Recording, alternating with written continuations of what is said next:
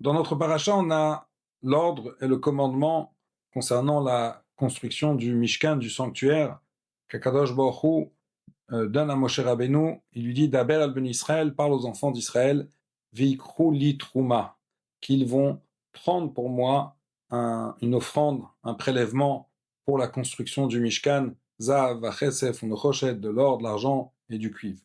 Veikru li truma, ils vont prendre pour moi. Alors là, la question se demande, et c'est une question sur laquelle beaucoup s'arrêtent, comment ça se fait que le pasouk, lorsqu'il s'agit d'une offrande que les Juifs vont donner de leur propre bien, de l'argent, de l'or, du cuivre, avec leur générosité, comme le pasouk le mentionne plus loin, Acharit Venu Libo, c'était volontaire et généreux, et les Juifs ont donné en abondance de manière très très généreuse. Alors pourquoi le pasouk, à Kadosh Baruch Hu, lorsqu'il donne cette consigne, dit Veikru, ils vont prendre une offrande, ils vont prendre un prélèvement. Il aurait dû dire tout simplement, ils vont donner. Il s'agit d'un don que les Juifs vont donner. Alors pourquoi il dit pas veitnu li trouma, ils vont donner une trouma. Pourquoi veikru? Pourquoi ils vont prendre? Alors il y a beaucoup de très belles explications sur ce passouk, sur cette question, sur ce terme veikru qu'ils vont prendre. Mais pour dire un très joli enseignement du Rabbi concernant ces propos d'Akadosh Baruch Hu, ce commandement d'Akadosh Baruch Hu, vous savez que le Rabbi a lancé une campagne qui s'appelle Neshek, Mifza Neshek, la campagne de Nerot Shabbat Kodesh, il s'agit de l'appel que le Rabbi a fait que chaque femme, chaque jeune fille et chaque petite fille, depuis l'âge de 3 ans, allume les bougies de Shabbat avec la bracha, avec la bénédiction. Et il y a une fois un rave très orthodoxe qui passe au dollar le dimanche chez le Rabbi avec sa femme. Et après qu'ils ont reçu la bracha et $1 du Rabbi, lui et sa femme, le Rav présente au Rabbi sa fille. Et le Rav dit il demande une bracha pour que sa fille, qui a l'âge du Shidour, qui a l'âge de se fiancer, elle trouve un Shidour, un bon mazal. Et là, le Rabbi, il lui demande et il lui dit, Im madlika nerot Shabbat Kodesh, allume-t-elle les bougies de Shabbat? Alors, il faut savoir qu'il s'agit de juifs très très pieux, très orthodoxes, et qui, dans leur tradition, dans leur minag, les jeunes filles commencent à allumer les bougies de Shabbat qu'après le mariage. Et donc, là, le Rabbi se tourne vers eux et leur demande, est-ce qu'elle allume les bougies de Shabbat?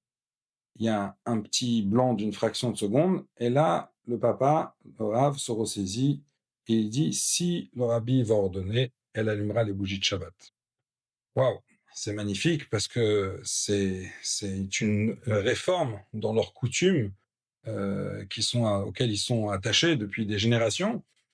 Et spontanément, quand le Rabbi demande, spontanément, le père prend sur lui que sa fille allumera les bougies de Shabbat. Et quelle a été la réaction du Rabbi? Le Rabbi lui a répondu, il lui a dit la chose suivante. Il n'y a pas lieu d'ordonner lorsqu'il s'agit de rajouter dans de la lumière et du mazal. Waouh! Quel est le message que le Rabbi voulait dire? Le Rabbi a voulu lui dire, c'est magnifique, Baruch Hashem, Kol HaKavod, ils ont accepté de changer leur habitude et que la fille prenne sur elle d'allumer les bougies de Shabbat. Le Rabbi lui dit, lorsque quelqu'un il est conscient que ce qu'on lui propose, que ce qu'il va appliquer, c'est une lumière, c'est quelque chose qui rajoute dans le mazal. Lorsqu'on fait Torah et Mitzvot, et en l'occurrence, lorsque Rabbi lance une campagne pour que chaque femme, chaque fille allume les bougies de Shabbat, c'est des lumières, des nouvelles fenêtres qu'Akadosh Baruch Hu, que le Rabbi nous ouvre du ciel pour qu'on reçoive le mazal et la lumière d'Akadosh Baruch Hu. Donc si on est conscient que on est dans une situation où, en l'occurrence, ils avaient besoin d'une bracha pour qu'elle trouve un mazal, on a besoin d'un surplus de brachot, davantage de brachot, et on nous propose une porte ouverte, une fenêtre ouverte pour en recevoir plus, c'est pas quelque chose qu'on ordonne, c'est quelque chose qui vient de soi, volontaire. Et avec ce même principe, le Rabbi il explique le veikru li trouma. C'est-à-dire quoi veikru? Ils vont prendre, non, les Juifs, on n'avait pas besoin de leur ordonner de donner pour le Mishkan. Parce que lorsqu'il s'agit de quelque chose si grandiose, si spectaculaire, le Mishkan, ou dans lequel Dieu va résider à l'intérieur, et on sait que le Mishkan, il avait pour rôle aussi de pardonner sur la faute du Hegel. Quand il s'agit de quelque chose une si grande manifestation de la présence d'Akadosh Baruch Hu, quelqu'un qui ressent cette lumière, quelqu'un qui voit cette lumière, on n'a pas besoin de lui ordonner pour donner. Il donne de lui-même.